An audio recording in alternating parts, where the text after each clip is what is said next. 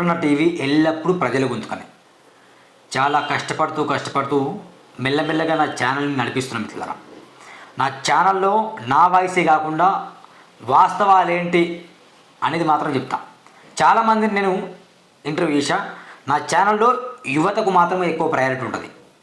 అవినీతి రాజకీయాన్ని ఎండగడతా, కబ్జా కోర్ల భాగోతాన్ని చెప్పేస్తా.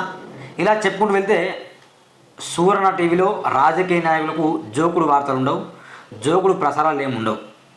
ఉన్నది ఉన్నట్టు వాస్తవం ఏంటి, నిజమేంటి, అన్యాయం ఏంటి, అవినీతి ఏంటి అనేది మాత్రమే నా ఛానల్లో కనిపిస్తుంది. దాదాపు మీరు నమ్మరో సూరన్న టీవీని కొనడానికి చాలామంది ప్రయత్నం చేస్తాను. సూరన్న దయచేసి మాకు సపోర్ట్ చేయండి సూరన్న, మా పార్టీకి రండి సూరన్న. మీకు తెలుసో తెలియదో బీఆర్ఎస్ పార్టీ ఆఫీస్ నుండి 16 మంది జర్నలిస్టులకి నెలకు 1,00,000, 2,00,000, 3,00,000 చొప్పున ముడుతున్నాయి. ఆ ఛానల్లో లిస్టు కూడా ఉంది తెలుసు. చాలామందికి కేటీఆర్ ద్వారా డబ్బులు అందుతున్నాయి. కాంగ్రెస్ పార్టీకి సంబంధించిన ఛానల్స్ కొన్ని ఉన్నాయి, అది మీకు తెలియదు కాదు, తెలిసిన విషయమే.